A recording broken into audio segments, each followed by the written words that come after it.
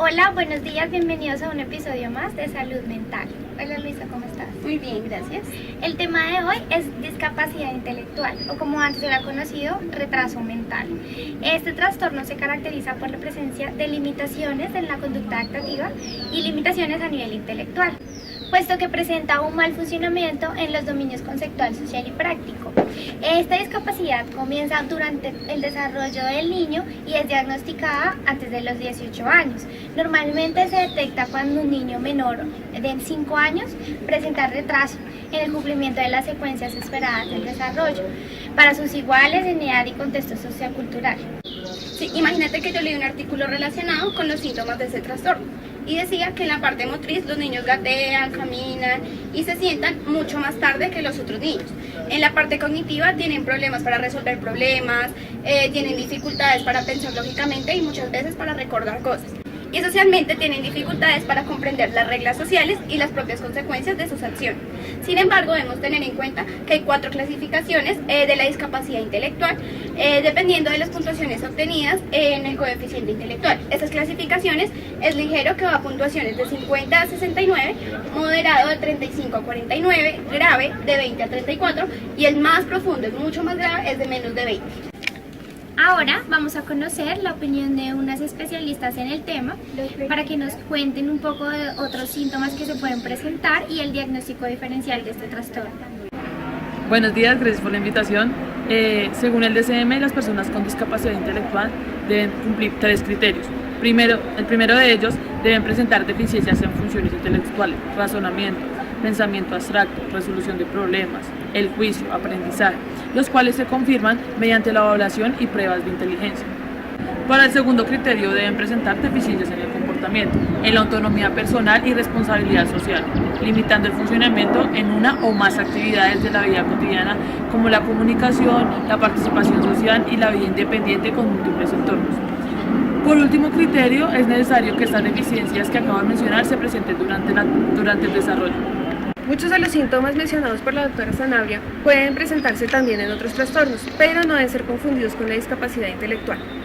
Por ejemplo, encontramos el trastorno del espectro del autismo, en el cual se presentan deficiencias persistentes en la comunicación y la interacción social en diferentes contextos.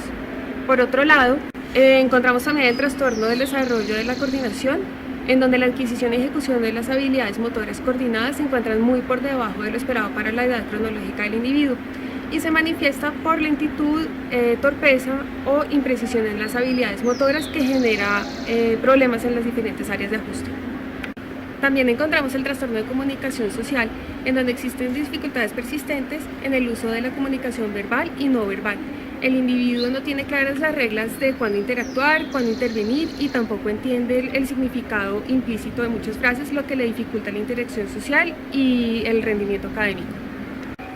Por otra parte, encontramos el trastorno del desarrollo neurológico, en donde predominan síntomas de deterioro en lo social, laboral y en otras áreas del funcionamiento. Tenemos una psicóloga invitada que nos va a hablar un poco sobre la comorbilidad de este trastorno con otros trastornos. Es importante tener en cuenta que este trastorno tiene comorbilidad con diferentes condiciones médicas y enfermedades mentales. En las condiciones médicas podemos encontrar la epilepsia, donde el nivel de discapacidad intelectual aumenta conforme incrementa la frecuencia de las crisis epilépticas.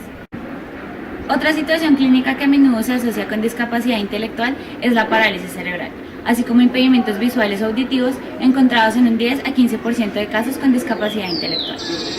En cuanto a las enfermedades mentales, podemos encontrar comorbilidad con trastornos de identidad disociativo por déficit de atención y hiperactividad, de ansiedad, del humor, psicóticos, de la personalidad, de conducta, de estrés postraumático, de tics, alimentario y del espectro del autismo. Luisa, ahora vamos a ver tu nota sobre los modelos explicativos de la discapacidad intelectual. El modelo social considera la discapacidad intelectual como un problema de origen social. Tiene en cuenta la pobreza extrema, la institucionalización, las deficiencias en el tratamiento médico y también en la estimulación. El modelo médico considera la discapacidad como un problema causado por una enfermedad, trauma o condición de salud. En el caso de la discapacidad intelectual, por ejemplo, a nivel genético pueden haber alteraciones cromosómicas. En el desarrollo del embarazo, la exposición a sustancias tóxicas, tales como el alcohol, o exposiciones a metales como plomo o mercurio, infecciones transplacentarias como VIH, herpes y rubeola y traumatismos por caídas o accidentes. En el parto se puede presentar prematurez, hipoxias y traumas. Y en el desarrollo de la primera infancia, enfermedades virales como meningitis, encefalitis e intoxicaciones o traumatismos. Se requiere cuidados médicos y un tratamiento individual por parte de profesionales de la salud, que tendrá como resultado una mejor adaptación y un cambio en su conducta. También encontramos el modelo biopsicosocial, en el cual hay una interacción entre lo biológico y el contexto, es decir, que no basta con que tengas una condición biológica óptima, sino que también necesitas un contexto en el que desarrolle. Vamos a ver la nota que tú hiciste con la psicóloga Juliana sobre los métodos de evaluación de este trastorno. Hay diferentes herramientas con las que se pueden evaluar diferentes áreas del desarrollo, con las cuales se pueden realizar una adecuada evaluación de la discapacidad intelectual, como por ejemplo, la evaluación del grado de desarrollo que tenga el niño se puede hacer a través de la guía Portage y la escala de desarrollo de McCarthy. Y la evaluación de la inteligencia se puede hacer a través de la escala de inteligencia de Wechsler para niños, el test de matrices progresivas de Raven, el test de dominós y el test de inteligencia rápida de Kahneman. También se tiene que hacer una evaluación del desarrollo lingüístico a través de la escala de MacArthur de desarrollo comunicativo y la guía Portage. Pero tengo entendido que tiene que ser como utilizarse otras estrategias. Otras pruebas que no mencionaste y yo considero importantes son las pruebas de evaluación fonológica. Podemos encontrar dos muy importantes, la prueba fonológica de Bosch y la prueba fonológica de Acosta.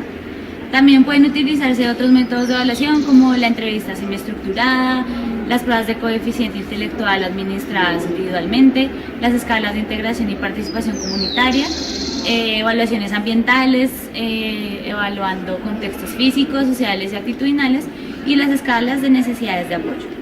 Esto ha sido todo por el día de hoy. Nos vemos en una próxima emisión de Salud Mental.